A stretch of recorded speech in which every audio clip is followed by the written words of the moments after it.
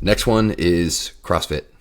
Okay, so this might hurt some feelings, but CrossFit is highly overrated for a workout modality for most people in general. If you are extremely genetically gifted and also you want to compete in CrossFit and you have a history of really, really sound quality movement, or maybe you learn sound quality movement from a rare gem of a good CrossFit coach that knows what he, she, or it is doing, then CrossFit can be a good, solid strategy for you. However, most people, even people in that category, eventually run into the point where they no longer can really sustain the conventional CrossFit that we all know. And oddly enough, some of the better CrossFit coaches, there are plenty of them out there, by the way. There are plenty of not great ones, but that kind of applies to a lot of different fitness modalities. But some of the better CrossFit coaches, they don't really even program what you would probably consider CrossFit. They kind of segment or compartmentalize each individual fitness discipline, and they train it kind of separately. Of course, yes, they do certain WODs that combine strength, endurance, skill, etc. But for the most part, like the best, highest performing CrossFit athletes, most of their training kind of looks like hybrid training with a little bit of a twist where they add in certain things like gymnastics or random jump rope stuff or whatever they're coming up with these days. That's the thing about CrossFit, is super random, and it doesn't really have a lot of rhyme or reason in general. The main reason it's overrated for most people, like the general population, not like super gifted genetically young people that like want to compete in it, is because most people sign up, or most people get into some form of training to look better, of course. And CrossFit can definitely help you look better. But at the same time, you're also not going to look like a high-level CrossFit athlete like a lot of people think you will. Those people are extremely genetically gifted. And also, they usually have a history of being strong and jacked. Maybe they're a little less strong and jacked now, but because CrossFit does good CrossFit programming, which the highest level athletes are doing, also involves some hypertrophy training. But the average person getting into CrossFit, expecting to look like a CrossFitter, probably not going to happen unless you have really good genetics, like untapped genetic potential. But also, people like to feel better.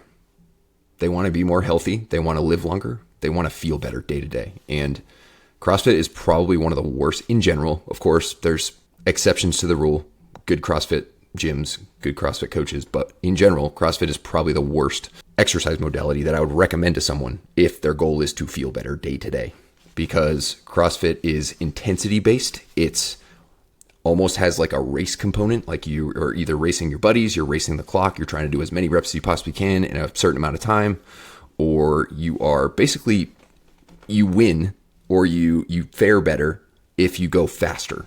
And there's a lot of lifts, especially barbell lifts, that should not be done fast or under fatigue or for high reps. And CrossFit kind of throws all those at the same time into the same type of WODs, like a barbell snatch with muscle ups with box jumps for 21, 15, 9 reps, which, by the way, is the most random rep range that I've ever heard of.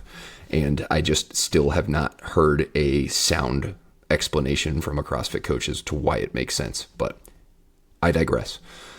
But when you kind of chase intensity, you chase fastness on things that shouldn't be going fast, you're, no matter what, eventually going to run into some issues, especially with intensity. You're going to run into hormone issues potentially. You're going to run into nervous system issues, thyroid issues, because you're just always going to be in this like stressed out state. You do your CrossFit, you get this big cortisol dump because you're going super hard. You might feel really good afterwards, but then that wears off and you feel terrible almost all the time. You might find that you start having brain fog. You might find that you're super fatigued throughout the day. You might find that you're not sleeping well. You might find appetite changes, or you might find you just generally don't feel good, like subjectively just don't feel good. You also might objectively see your labs and realize that your hormones are a little bit out of whack, and or your thyroid, your nervous system, etc. And it's just not a great, healthy way to go about life. And it's also not a great way to feel very good throughout the day. A lot of people who do CrossFit on a regular basis, they feel great, like for an hour or two after their CrossFit session. And then the rest of the day, they barely hang on.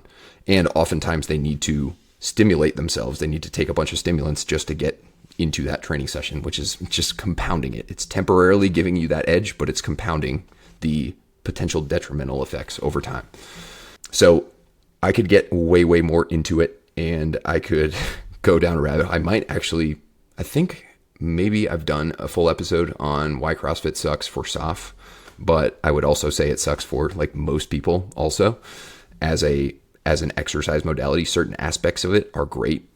Doing the big compound lifts, awesome. Being really good at proprioception and controlling your body and certain gymnastic movements are really cool. And if you do them in a reasonable manner, they can be great. But overall, the effects of it, especially the reasons that most people go to train, you're not going to really get that from CrossFit. And I think it's super overrated. I also think, although I used to probably think it was underrated as a sport, I kind of do still think it's underrated as a sport. As far as the athletes, I think they're super duper impressive, and I have nothing but respect for like high level CrossFit competitors, which is totally different than using it as a workout modality versus like being a high level competitor.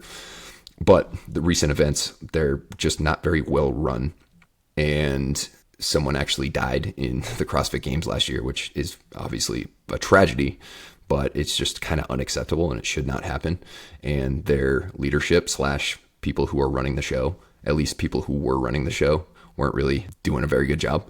So hopefully they can kind of turn that around. But I would say overall overrated in a big way.